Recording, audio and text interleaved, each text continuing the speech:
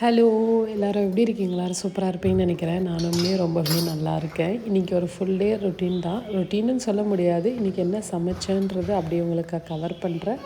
அந்த சமைக்கிற கேப்பில் என்னென்ன வேலை செஞ்சனோ உங்களுக்கு நான் ஷேர் பண்ணுறேன்.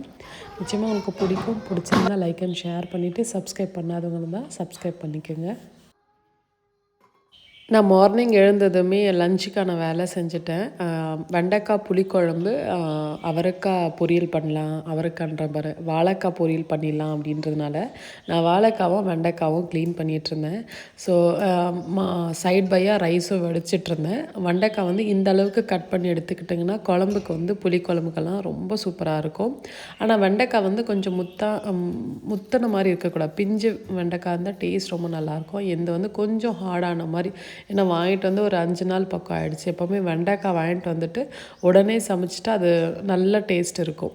சைட் பையாக வாழைக்காவும் க்ளீன் பண்ணிக்க. எனக்கு வாழைக்காய் வந்து ஃபுல்லாக நீட்டாக எடுக்கிறத விட இந்த மாதிரி கொஞ்சமாக அதோடைய தொலி மட்டும் கொஞ்சமாக லைட்டாட்டு விலக்கி விட்டுட்டு செஞ்சோம்னா டேஸ்ட் ரொம்ப சூப்பராக இருக்கும். க்ரன்ச்சியாக இருக்கும், உள்ளே நல்லா சாஃப்டாக இருக்கிற மாதிரி ஃபீல் நல்லாயிருக்கும். அது கட் பண்ணதுமே தண்ணியில் போட்டு வச்சிடலாம்.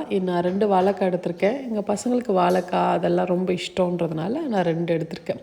கொஞ்சமாக ஆயில் சேர்த்துட்டு இதில் கட் பண்ணி வச்சுருக்க வாழைக்காவும் அதில் போட்டுட்டு எனக்கு வந்து எண்ணெய் தெறிக்கும், அதனால் நான் அப்படி கவர் பண்ணுவேன்.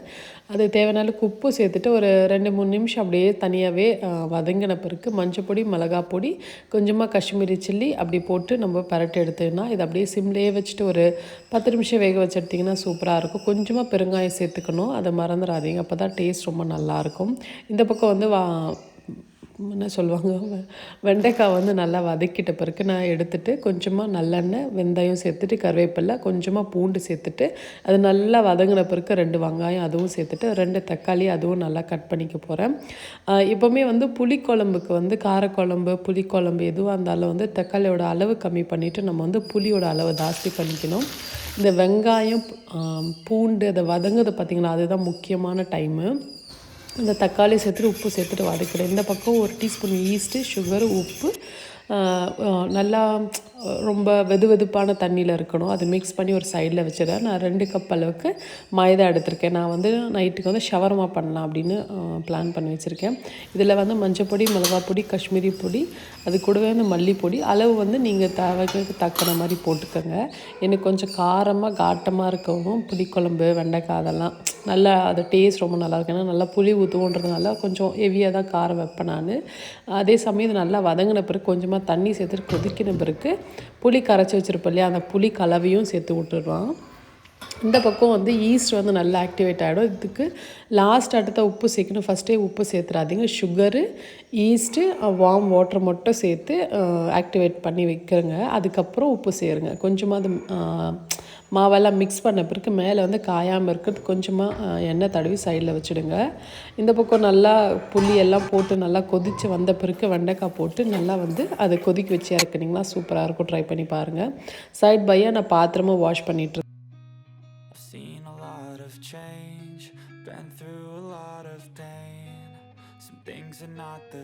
இப்போது ஷவர்மாக்கு சிக்கன் மசாலா போட்டுடலாம். மஞ்சப்பொடி, மிளகாப்பொடி, மல்லிப்பொடி குறைவா சேர்த்துக்கணும். ரொம்ப ஜாஸ்தியில் ஜஸ்ட்டு கொஞ்சம் ஒரு 1/4 டீஸ்பூனோட அதை விட கம்மியாக தான் இருக்கும். அந்த கோட்டிங்காக லெமன் ஜூஸு, தேவையான உப்பு சேர்த்துட்டு கேர்டு, இது கூட வந்து எனக்கு கரம் மசாலா ஆக்சுவலாக தேவை. இதுக்கு கரம் மசாலா இல்லைன்றதுனால மீட் மசாலா ஜஸ்ட்டு ஒரு 1/4 டீஸ்பூன், கொஞ்சமாக கஸ்தூரி மேத்தி சேர்த்துட்டு இது நல்லா மிக்ஸ் பண்ணணும்.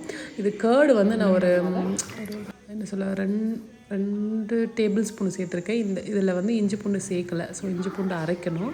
சைட் பையாக டீயும் நல்லா சுட சுட சூப்பராக ரெடியாக இருக்குது. அது நல்லா ருசித்து சாப்பிட்டு அதுக்கப்புறம் வந்து நம்ம சமையல் வேலை ஸ்டார்ட் பண்ணலாம்.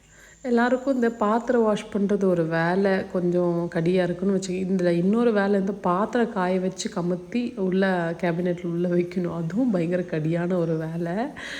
ஏன் அப்படின்னா இது வந்து ஃபுல்லாக ட்ரையாக இருக்கணும், இல்லைனா வந்து நம்ம வந்து கிச்சன் ஸ்பாயில் ஆகிடும்ன்றனால நல்லா தொடச்சி நம்ம மெயின்டைன் பண்ணுற மாதிரி இருக்கும். சில டைம் ஓகே அப்படின்னு இருக்கும், சில டைமில் கொஞ்சம் கடியாக இருக்கும்.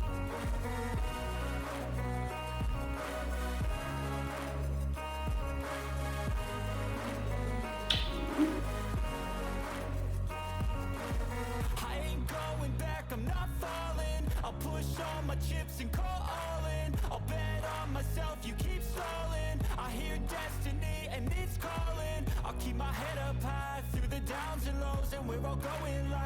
nobody knows, but I'ma choose what's right and take what comes and goes. And ain't no one in life holding me back no more. I've seen a lot of change, been through a lot of pain.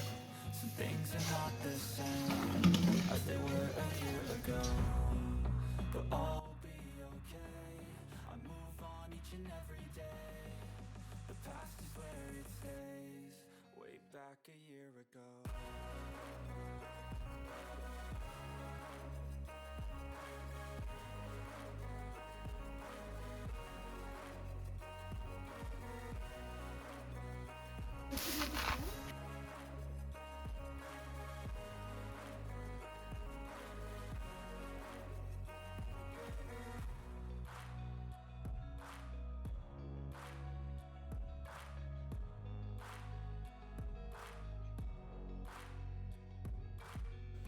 மேலே terrace எல்லாம் கொஞ்சம் clean பண்ணுற work இருந்தது, இதெல்லாம் முடிச்சுட்டு நான் கீழே வந்துட்டேன்.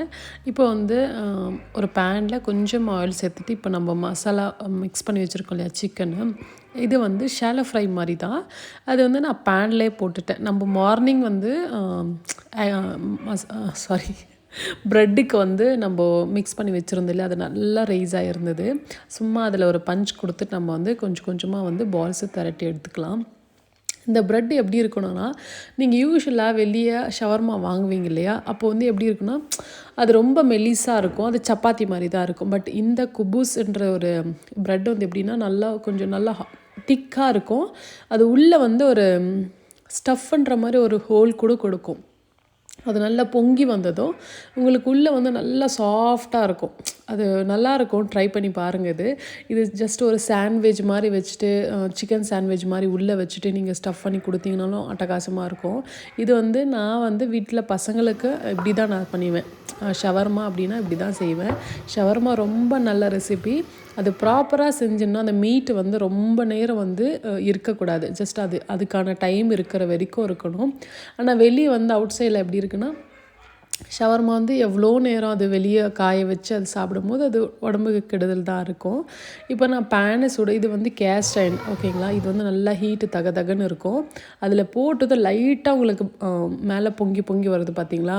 ஸோ இந்த வரும்போது நம்ம ஜஸ்ட்டு ப்ரெஸ் பண்ணணும். ஏன்னா நம்ம தந்தூரியில் செய்யலை, நம்ம வந்து பேனில் செய்கிறோன்னும் போது இந்த மெத்தட் ஃபாலோ பண்ணால் தான் உங்களுக்கு வந்து இந்த மாதிரி எழும்பி வரும்.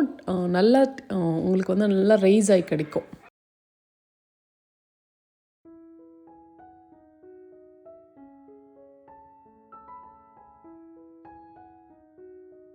இது போல் நல்லா ரைஸ் ஆகி கிடைக்கும். இந்த பக்கம் பார்த்திங்கன்னா சிக்கனும் நல்லாவே உங்களுக்கு குக்காகி வந்திருக்கும்.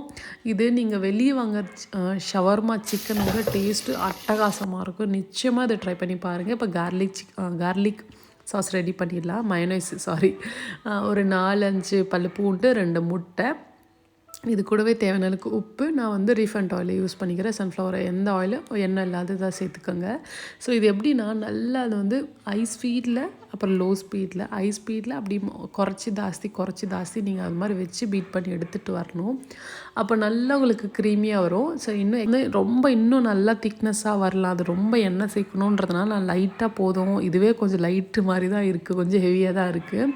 நல்லா உங்களுக்கு அப்படியே நல்லா எப்படி சொல்கிறது, நல்லா சூப்பர் கன்சிஸ்டன்சி கிடைக்கும். இது வந்து ஒரு பவுலில் மாற்றிக்கிட்டு, இது வந்து நம்ம வந்து சில பேர் ஒவ்வொரு மாதிரி செய்வாங்க மயோனைஸ் எல்லாம். எனக்கு வந்து சில பேர் வந்து பெப்பர் போடுவாங்க. எனக்கு வந்து அந்த பெப்பரோடைய டேஸ்ட் அவ்வளோவா பிடிக்காது. எனக்கு அந்த லெமனோடைய கார்லிக் காரமே கரெக்டாக இருக்கணும். லெமன் வந்து புளிப்புக்கு, காரத்துக்கு வந்து அந்த கார்லிக் தான் எனக்கு ரொம்ப இஷ்டன்றதுனால நான் அப்படி தான் செய்வேன். நீங்கள் இல்லைன்னா பெப்பர் கூட சேர்த்துக்கலாம். கார்லிக்கு ஒரு 2 பல்லு சேர்த்துட்டு, பெப்பரும் ஒரு 2 பெப்பர் சேர்த்துட்டு செஞ்சிங்கன்னா அதுவும் டேஸ்ட் வேறு மாதிரி இருக்கும். ஸோ வேரியேஷன் தான், நம்ம இஷ்டத்துக்கு எப்படி வேணால் சமைக்கலாம். இந்த பக்கம் ப்ரெட்டும் நான் சமைச்சிட்டேன்.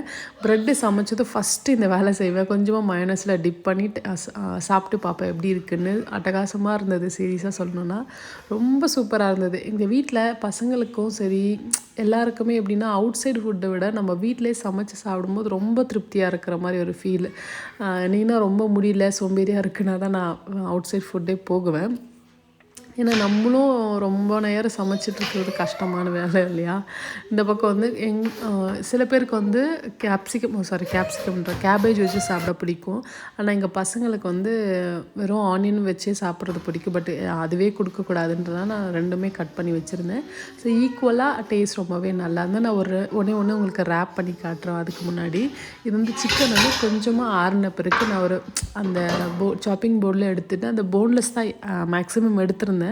இருந்தாலும் ஒரு சின்ன சின்ன போன்ஸ் இருக்கும் இல்லையா, அதெல்லாம் பிரித்து போட்டு நல்லா இது வந்து குட்டி குட்டி பீசஸாக சாப் பண்ணிக்கலாம். சிசர் வச்சு சாப் பண்ணிக்கோங்க, நான் நைஃப் வச்சு சாப் பண்ணிக்கிறேன்.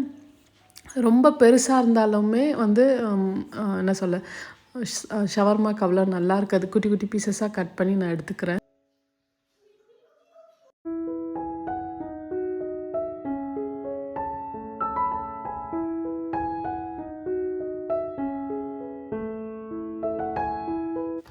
ஒரு ப்ரெட் எடுத்துகிட்டு உங்களுக்கு எடுக்கும் போதே தெரியும், நல்லா சாஃப்டாக இருக்கும்.